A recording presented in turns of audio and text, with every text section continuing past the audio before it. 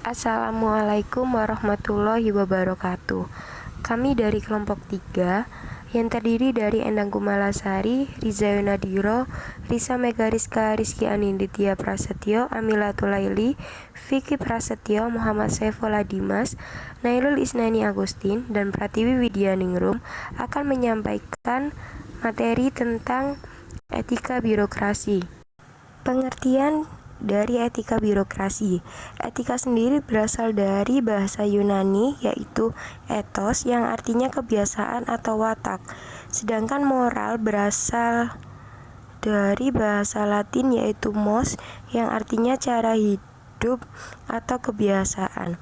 Etika birokrasi sendiri adalah suatu kebiasaan yang baik dalam birokrasi yang kemudian mengendap menjadi norma-norma atau kaidah, atau dengan kata lain yang menjadi normatif dalam kehidupan manusia dan penyelenggaraan administrasi negara. Dimensi etika publik. Dimensi etika publik dibagi menjadi beberapa. Yang pertama, dimensi kualitas pelayanan publik. Dimensi ini menekan pada aspek nilai dan norma, serta prinsip moral, sehingga etika publik membentuk integritas pelayanan publik. Moral dalam etika publik menuntut lebih dari kompetensi teknis karena harus mampu mengidentifikasi masalah-masalah dan konsep etika yang khas dalam pelayanan publik. Yang kedua, dimensi modalitas. Dimensi modalitas ini membangun integritas publik pejabat dan politisi yang harus disertai perbaikan sistem akuntabilitas dan transparansi yang didukung modalitas etika publik. Selanjutnya, dimensi tindakan integritas publik. Dimensi ini tindakan yang sesuai dengan nilai, tujuan, dan kewajibannya untuk memecahkan dilema moral yang tercermin dalam kesederhanaan hidup tanpa adanya kecurangan. Kultur dan etika birokrasi di Indonesia. Budaya birokrasi pemerintah Indonesia terbentuk melalui proses sejarah yang panjang yang dimulai dari pemerintahan kerajaan-kerajaan tradisional di Indonesia. Birokrasi yang ideal pernah digambarkan oleh Max Weber yang disebutnya dengan bentuk legal rasional yang ditandai oleh tingkat spesialisasi yang tinggi, struktur kewenangan hierarkis dengan batas-batas kewenangan yang jelas, hubungan antar anggota organisasi yang tidak bersifat pribadi, rekrutmen yang didasarkan atas kemampuan teknis, diferensiasi antara pendapat resmi pribadi. Adanya reformasi pada tahun 1998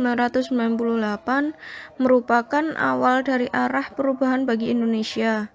Adanya perubahan struktur dan kultur birokrasi pemerintahan yang semakin profesional, memiliki landasan etika moral yang tinggi, dan mengabdi untuk kesejahteraan masyarakat luas menjadi suatu isu krusial di Indonesia. Perubahan paradigma birokrasi dari paradigma mengatur menjadi paradigma melayani. Dalam penyelenggaraan pelayanan publik memerlukan adanya suatu upaya rekonstruksi kultur dan manajemen birokrasi. Di Luglio 1994, dalam Dwi Yanto menekankan bahwa responsivitas sangat diperlukan dalam pelayanan publik, karena hal tersebut merupakan bukti kemampuan organisasi untuk mengenali kebutuhan masyarakat, menyusun agenda, dan prioritas pelayanan, serta mengembangkan program-program pelayanan publik sesuai dengan kebutuhan dan aspirasi masyarakat. Ruang lingkup etika birokrasi pemerintah. Etika pemerintahan menurut Ra'as Rashid termasuk dalam ruang lingkup etika praktis. Secara teoretik, etika pemerintahan adalah studi tentang sentuhan etika pada hubungan pemerintahan.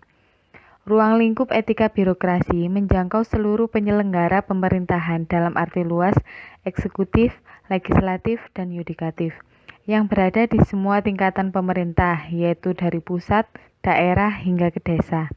Dengan demikian, keberlakuan etika pemerintahan bukan hanya untuk birokrat atau penjabat yang ditunjuk saja, tetapi juga non-birokrat, yaitu penjabat yang dipilih, baik aparatur sipil negara atau bukan, yang berada atau bertugas di semua tingkatan pemerintahan.